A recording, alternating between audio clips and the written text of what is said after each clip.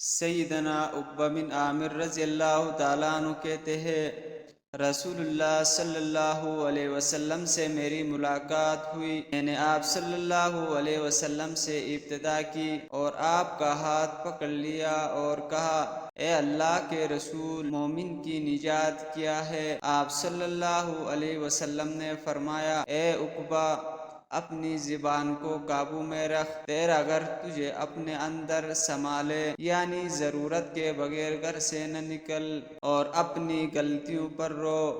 سیدنا عقبہ رضی اللہ تعالیٰ عنہ کہتے ہیں، پھر رسول اللہ صلی اللہ علیہ وسلم مجھے ملے اور آپ صلی اللہ علیہ وسلم نے مجھ سے ابتدا کی اور میرا ہاتھ پکڑا اور فرمایا، اے عقبہ بن عامر، کیا میں تجھے ایسی بہترین صورتوں کی تعلیم نہ دوں کہ ان جیسی صورتیں نہ تورات میں نازل ہوئے، نہ زبور میں اور نہ انجیل میں اور نہ قرآن مجید کے بقیہ حصے میں؟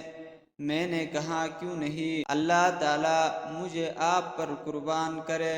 پھر آپ صلی اللہ علیہ وسلم نے مجھے قل هو اللہ احد، قل اعوذ برب الفلق اور قل اعوذ برب الناس پڑھائے اور پھر فرمایا، اے عقبہ، ان کو نہیں بھولنا اور ان کی تلاوت کیے بغیر کوئی رات نہیں گزارنی۔ بس جب سے آپ صلی اللہ علیہ وسلم نے مجھے فرمایا کہ تو ان صورتوں کو نہیں بھولنا، اس وقت سے میں نہ ان صورتوں کو بھولا اور نہ میں نے ایسی رات گزاری جن میں ان کی تلاوت نہ کی ہو۔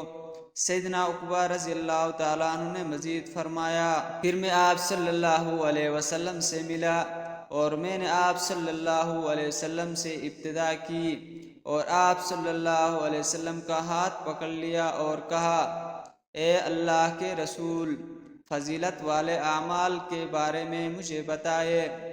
آپ صلی اللہ علیہ وسلم نے فرمایا، اے عقبہ، جو تجھ سے قطع رحمی کرے تو اسے صلح رحمی کر، جو تجھے محروم کرے تو اسے عطا کر، اور جو تجھ پر ظلم کرے تو اسے انصاف کر۔ سیدنا معاذ رضی اللہ تعالیٰ عنہ سے مروی ہے، انہوں نے کہا، اے اللہ کے رسول، مجھے نصیحت کرو۔ آپ صلی اللہ علیہ وسلم نے فرمایا، جہاں کہیں بھی ہو اللہ تعالیٰ سے ڈرو۔ انہوں نے کہا، مزید نصیحت فرمائے۔ آپ صلی اللہ علیہ وسلم نے فرمایا، برائی کے بعد نیکی کرو تاکہ وہ برائی کو مٹا دے۔ انہوں نے کہا، اور زیادہ نصیحت کرے۔ آپ صلی اللہ علیہ وسلم نے فرمایا، لوگوں سے اچھے اخلاق سے پیش آ۔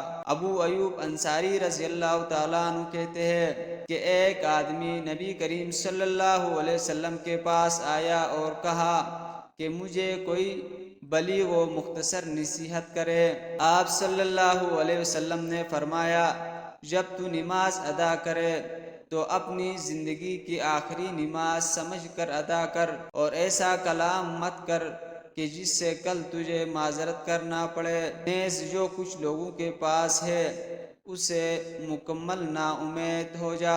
سیدنا ابو ہریرہ رضی اللہ تعالیٰ عنہ کہتے ہیں، میرے خلیل نے مجھے 3 امور کی نصیحت کی، میں ان کو موت تک نہیں چھوڑوں گا۔